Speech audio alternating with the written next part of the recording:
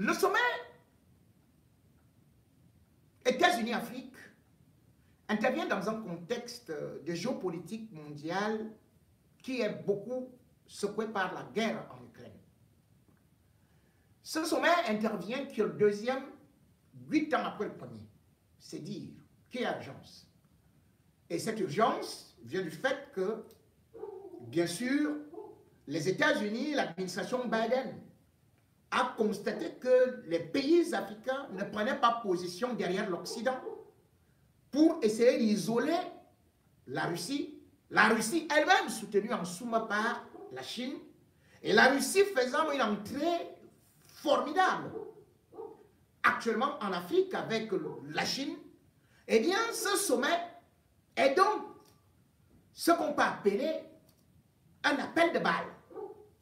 L'administration Biden a donc fait venir les chefs d'État africains et beaucoup peuvent trouver cela comme une victoire diplomatique qui n'en est pas une, puisque trêve d'hypocrisie et voire d'ailleurs de moquerie, on pourrait tout simplement dire c'est le rien du tout, puisque sur les 49 chefs d'État et gouvernement qui pouvaient y être, les États-Unis promettent donc 55 milliards de dollars. Et on applaudit pour les investissements, puis il y aura aussi 100 millions de dollars. 100 millions de dollars, ce n'est pas 100 milliards. Voilà donc la première puissance mondiale, les États-Unis, qui propose à tout un continent 55 milliards. Divisez ça tout simplement par 50. Donc chaque pays aura 1 milliard. Et on applaudit. Ça va changer le niveau de vie. Ça va résoudre quel problème? Et rien du tout.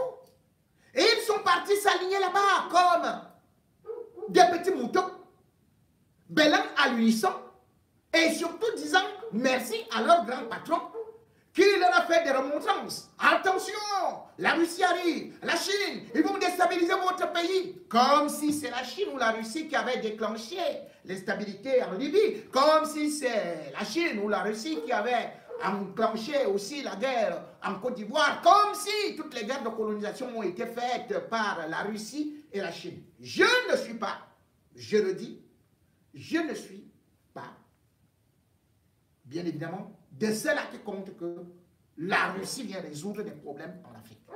Je ne suis pas de ceux-là qui prennent quelques miettes au Kremlin pour venir aussi faire la propagande de la Russie.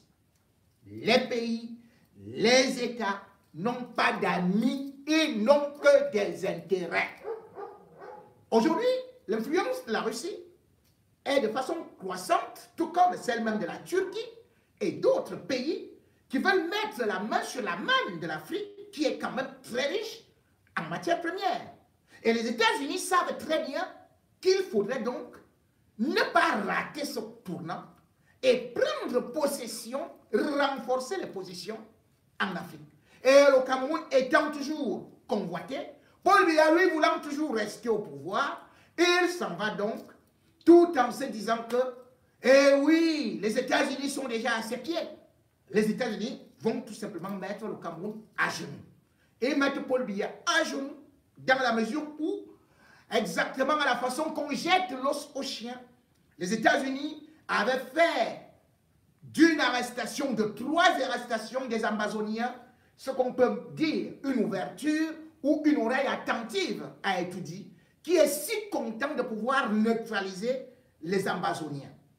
Alors, Paul Biya est donc parti là-bas, se disant que certainement les États-Unis vont encore lui livrer tous les autres Ambazoniens qui pullulent là-bas et que finalement la guerre, il aura gagné sur le plan diplomatique. Sauf que, bien évidemment, les États-Unis ne sont pas sur ce pied-là, puisque les États-Unis, sachant que bien évidemment il y aura bientôt le sommet Afrique-Russie, ont tout simplement fait ce qu'on appelle les coupes tendons et ne sont pas prêts à donner des Ambazoniens. La preuve, c'est que beaucoup d'Ambazoniens, bien évidemment, aujourd'hui font aussi des pressions auprès des autorités américaines.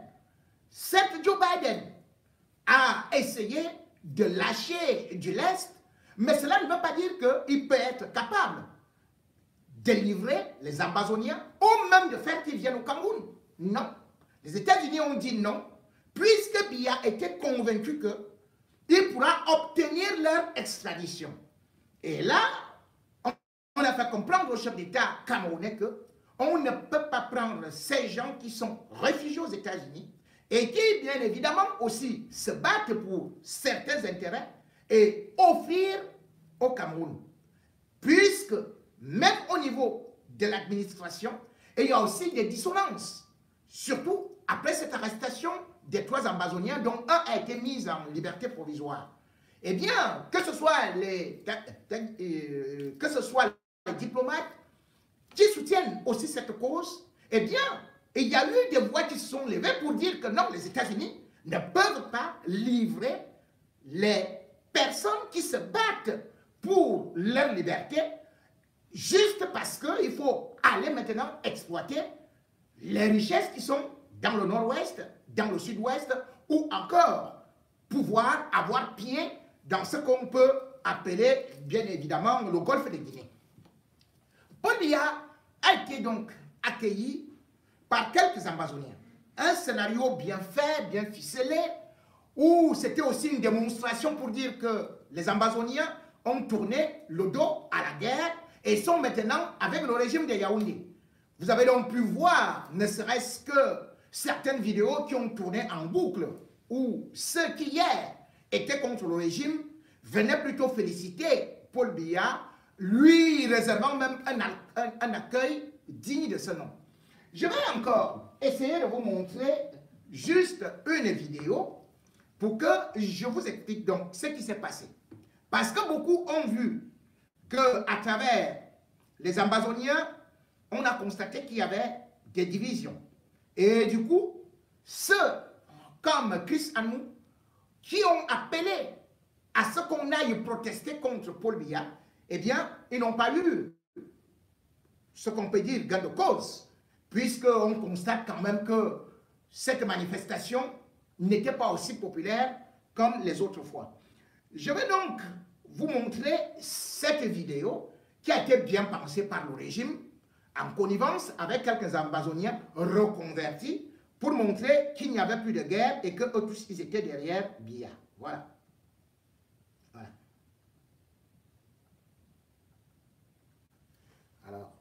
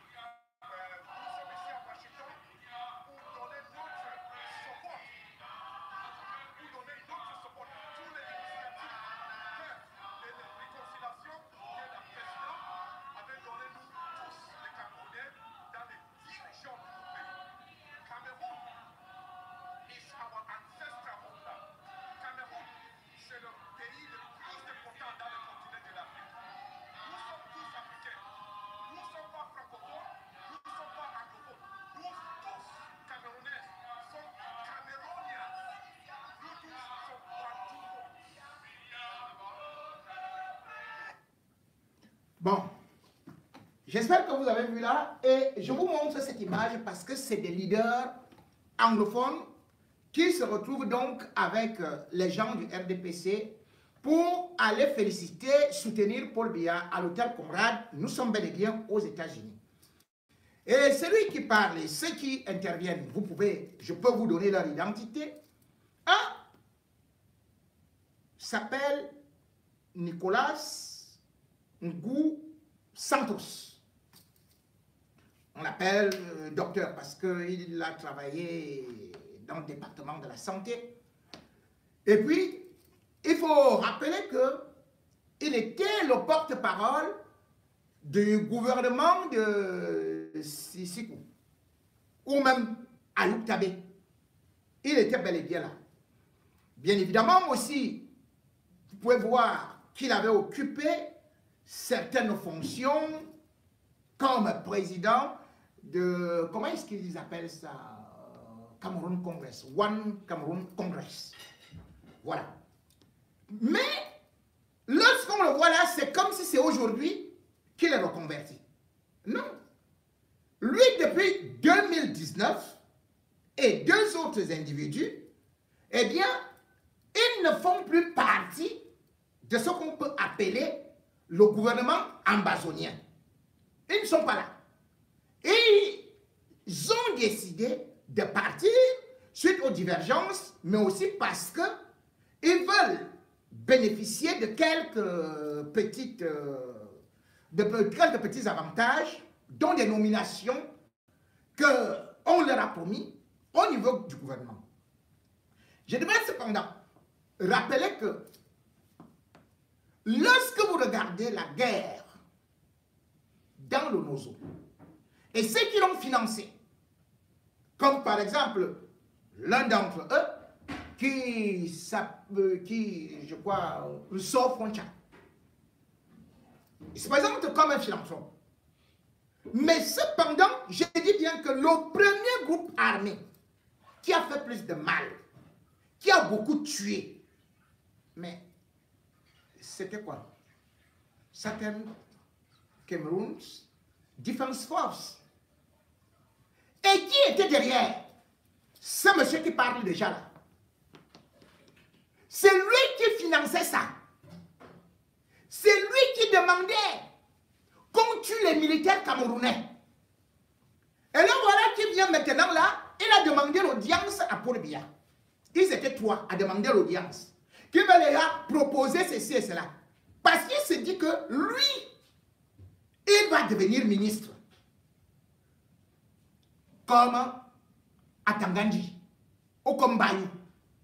Les voilà qui ont demandé l'audience en passant par l'ambassadeur du Cameroun aux États-Unis pour aller rencontrer Paul Biya. Mais Paul Biya a fui.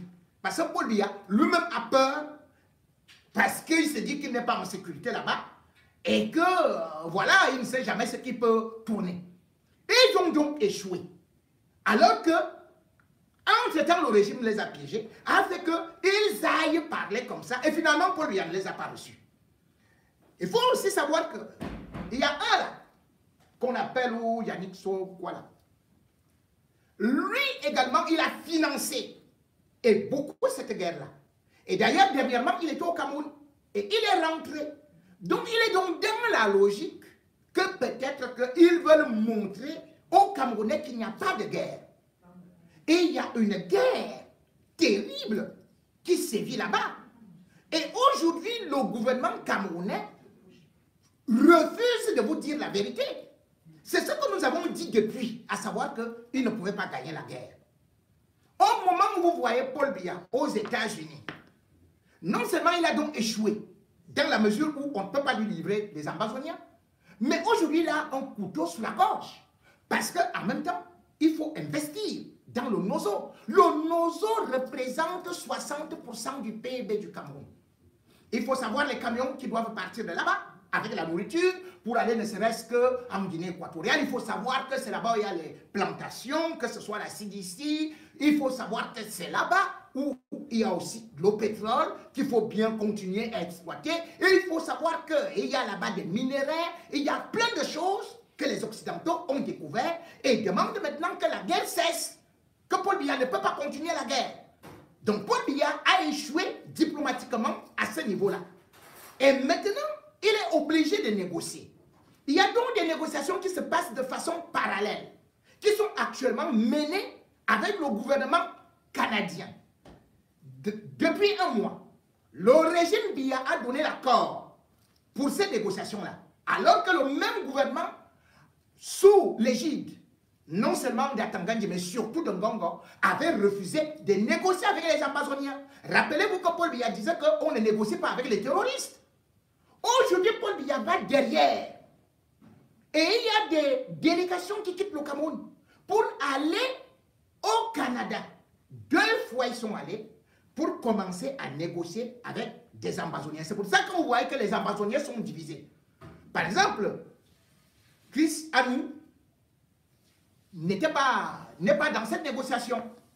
Mais les autres, parce que Chris Anou, lui-même aussi, il y a eu une scission avec Marienta, celle qui était devenue la nouvelle présidente. Maintenant, c'est Chris Anou, puisqu'il y a eu élection en octobre 2022 pour un nouveau président. Chris Anou est donc devenu le nouveau président. Mais cependant, Marienta a aussi un groupe qui n'est pas avec lui. Les Ambazoniens sont donc divisés. Mais il y a un grand groupe qui a beaucoup de leaders qui sont actuellement en contact avec le gouvernement canadien. Et là, le gouvernement canadien a dit au régime Biya, nous ne pouvons pas tolérer que cette négociation échoue. Puisque les gens qui viennent du Cameroun, ils sont financés, logés par le gouvernement canadien. Et il faut des résultats. Et parmi ces résultats, donc, il y aura en janvier une autre rencontre, ce sera la 3e, pour la suite des négociations. Qu'est-ce que le gouvernement Biya a demandé? Le gouvernement Biya a demandé qu'on puisse absolument tout faire pour arrêter les ghost towns, c'est-à-dire que les villes mortes. Les villes mortes sont tous les lundis. Ceux qui disent que la guerre est terminée, venez donc me dire, pourquoi est-ce que depuis 6 ans, les ghost towns continuent dans le museau? Parce que tout le monde respecte cela. Tout le monde a peur des Ambazoniens. Même les banques ferment le lundi. Si le régime y avait déjà gagné la guerre, mais tout serait ouvert souvent le lundi. Or, lorsque vous regardez ce que ça crée comme manque à gagner, les impôts, et comme j'ai dit, chaque lundi, l'activité est morte. Le régime Biya est en souffrance. Et les institutions de Bretton Woods ne veulent plus accorder de l'argent à l'État du Cameroun. C'est pour ça que vous avez donc vu que l'État du Cameroun étant maintenant à bout, étant exsangue, avec des caisses vides, ayant pratiquement le poignard sous la gorge, a été obligé d'augmenter les taxes, que c'est le peuple maintenant qui doit payer. C'est dû à quoi? La guerre dans les régions anglophones. Et cette guerre-là est en train donc de se négocier. Est-ce que vous savez que le régime Biya, qui vous a dit qu'il ne veut pas, ne serait-ce que ce qu'on appelle le fédéralisme, est-ce que vous savez qu'ils veulent déjà le fédéralisme? Et c'est les anglophones qui sont donc en train de refuser maintenant. Les anglophones disent qu'ils veulent l'indépendance. C'est donc Biya qui, parce qu'il a laissé la guerre s'enliser, se retrouve maintenant en difficulté, puisqu'il faut obtenir de l'argent. Les gens se disent que quand ils vont aux États-Unis, il y a certains qui applaudissent que oui, les États-Unis disent qu'ils vont venir investir dans les pays d'Afrique. Vous connaissez un investisseur qui peut aller investir dans un pays en guerre, sur un terrain en guerre? Quel Américain peut venir investir? Quel Français va venir investir là où il y a la guerre? Donc pour venir investir, la condition sine qua non, c'est arrêter la guerre. Et c'est là où Paul Biya est en souffrance. Parce que il laisse les délégations aller là-bas, négocier nuitamment. Et d'ailleurs, je vous fais comprendre, c'est au moins une quarantaine de personnes, hein, avec d'autres personnalités, y compris des chefs traditionnels, dans des régions anglophones. Je ne peux pas donner la liste parce que je ne voudrais pas que quelque chose arrive à tel ou tel. Mais sachez que presque eux tous sont maintenant dans cette négociation parce que l'État du Cameroun a accepté faire des concessions, d'abandonner ce qu'eux-mêmes ils disaient que bon, on va tout simplement faire la décentralisation. Maintenant, ça a échoué. Les États-Unis également regardent de ce côté-là. Je vous le dis bien que la négociation qui était faite par la Suisse, elle est morte, définitivement. Maintenant, c'est donc une nouvelle négociation avec le Canada. Nous sommes donc en train de vous dire que vous comprenez que ce régime n'a jamais compris ce que nous avons alerté, que vous ne pouvez pas gagner la guerre. Cette guerre va durer 5 ans, 10 ans, 15 ans, et on sera comme Damas, on sera comme Tripoli. Quand on vous dit que la ville de Douala est devenue la ville la plus invivable dans le top 10 mondial, mais on va dépasser Bagdad, on va dépasser tout, parce que la guerre va se transporter, et d'ailleurs se transporte progressivement pour venir dans des régions anglophones. Et c'est ce que nous avons dénoncé. Et c'est ce qui se passe aujourd'hui. Paul Biya a donc été au niveau des États-Unis. Il va rentrer bredouille. Parce qu'il n'a rien eu. Il s'est précipité à aller là-bas, croyant au moins avoir un soutien. Et même quand les autres États africains parlent quand même d'une place au niveau du Conseil de sécurité de l'ONU, Paul Biya devrait soutenir cela. Mais non, il va plutôt vous parler des choses que lui-même il ne maîtrise pas. Aujourd'hui, le Cameroun étant un État qui est défaillant, un État en terrible crise financière et un État en crise humanitaire, il est urgent de soigner ce pays. Et pour soigner ce pays, si Paul Biya ne peut pas trouver la solution, on va donc dire qu'il fait partie justement des problèmes. On lui a donc demandé de résoudre ce problème anglophone que nous traînons comme un goulot d'étranglement et qui ne peut pas créer le développement. Tout ce qu'on vous dit, oh, émergence en l'an 2035. Mais on va émerger avec quoi?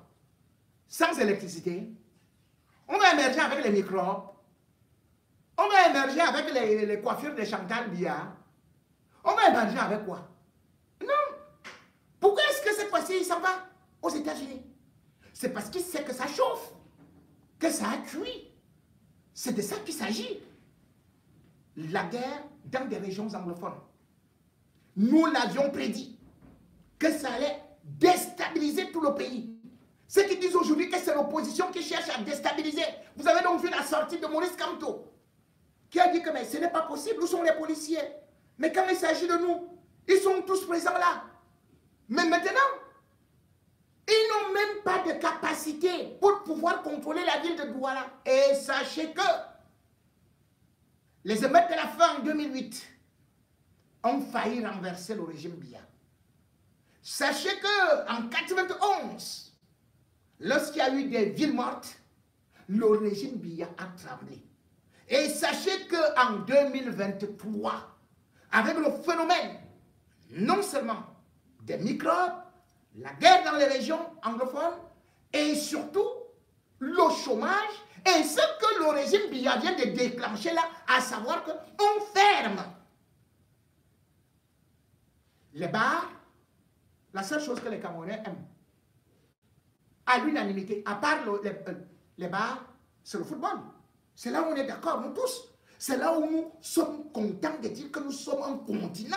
Nous sommes une galaxie. Nous sommes une planète. C'est ça. Quand tu es au bar là, tu vois que le Cameroun est un continent. Tu ne te poses même pas de questions que quel est ce continent qui n'a pas d'avion, quel est ce continent qui n'a pas de chemin de fer, quel est ce continent qui n'a pas d'hôpitaux, quel est ce continent où le président va encore mendier de l'argent. Attendez. Donc aujourd'hui, si on va, et j'avertis, j'alerte le régime, si vous bloquez les Ben Skinner, sachez que vous allez multiplier les agresseurs.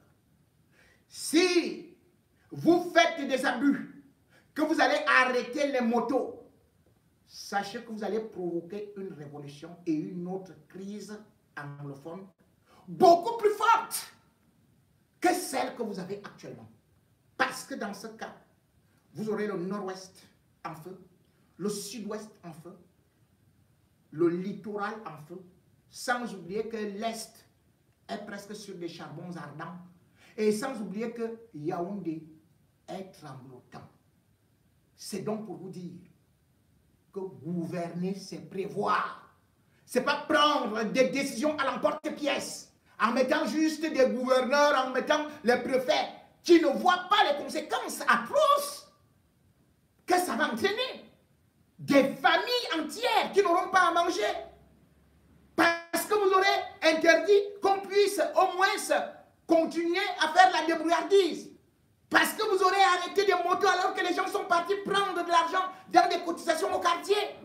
Il y aura des règlements de compte. Puisqu'il y a des gens qui vont dire que remboursez l'argent que vous êtes venu prêter ici. Il y aura des enfants qui n'auront jamais un concours puisque vous n'allez recruter que les vôtres. Et qu'est-ce qu'ils vont devenir? Eux-mêmes. Alors ils deviendront de grands trafiquants de drogue et aussi des grands bandits des assassinats qui, malheureusement, vont transformer le Cameroun peut-être en un véritable enfer sur terre.